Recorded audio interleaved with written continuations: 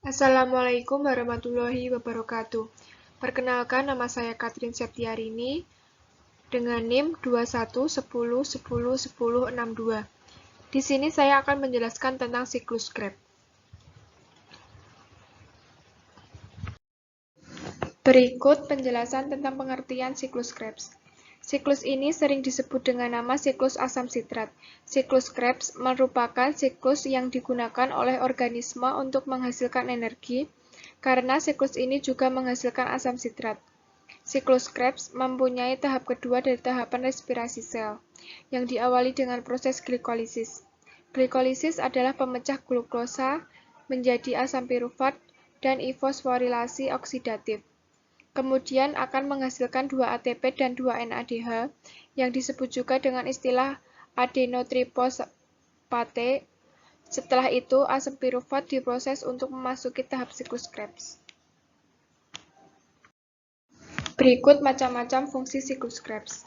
Yang pertama, menghasilkan sebagian besar karbon dioksida.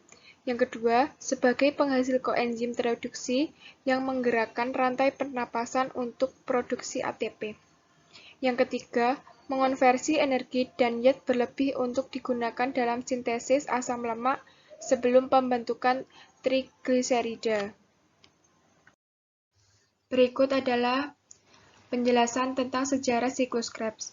Awalnya, siklus Krebs ditemukan tahun 1930 oleh Albert Yen Georgi, yakni seorang ahli kimia dan biologi dari Amerika kelahiran Hongaria.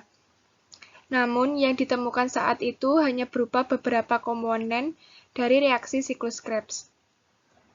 Lalu Albert menerima Nobel atas penemuannya terkait asam fumarat, yakni komponen kunci dari siklus Krebs. Kemudian pada tahun 1937, seorang ahli biokimia dan dokter dari Jerman mengemukakan bahwa glukosa secara perlahan dipecah dalam mitokondria sel yang saat ini disebut sebagai siklus Krebs. Siklus Krebs sendiri diambil dari nama sang penemu, yaitu Sirhan Adolf Krebs. Tahap-tahap siklus Krebs ada 8. Berikut penjelasannya tentang tahap-tahapan siklus Krebs. Tahap 1. Proses pembentukan sitrat. Dalam proses ini terjadi penggabungan molekul asetil-CoA dengan oksaloasetat yang membentuk asam sitrat, dibantu oleh enzim asam sitrat sintase.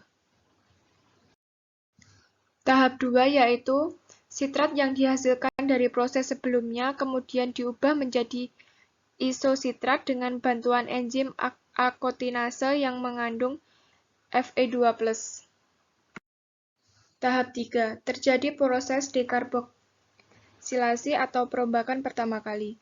Isositrat yang terbentuk dari tahapan sebelumnya dioksidasi menjadi oksalosuksinat yang terikat oleh enzim isositrat dehidrogenase. Pada tahap ini juga, isositrat diubah menjadi alfa-ketoglutarat oleh enzim yang sama dan dibantu NADH. Tahap 4. Terjadi proses pengubahan alfa-ketoglutarat menjadi suksinil-CoA oleh enzim alfa-ketoglutarat kompleks dan proses oksidasi. Tahap 5. Suksinil-CoA kemudian diubah menjadi suksinat. Tidak hanya dibantu dengan enzim, tahap pengubahan ini dibantu juga oleh Mg2+ dan GDP dengan fosfat membentuk GTP.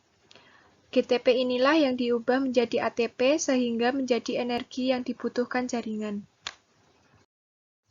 Tahap 6. Pada tahapan ini, suksinat akan dioksidasi menjadi fumarat dengan bantuan enzim suksinat dehidrogenase. Tahapan ketujuh. Tahap ketujuh adalah proses dehidrasi. Pada proses ini terjadi penambahan atom hidrogen pada ikatan karbon sehingga menghasilkan produk berupa malat. Tahap terakhir atau tahap ke-8.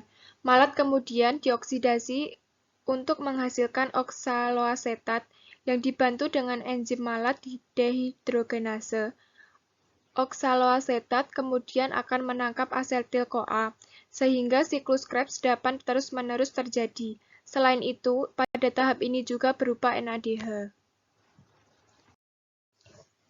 Sekian dari saya penjelasan tentang siklus Krebs. Banyak kurangnya mohon maaf. Terima kasih. Wassalamualaikum warahmatullahi wabarakatuh.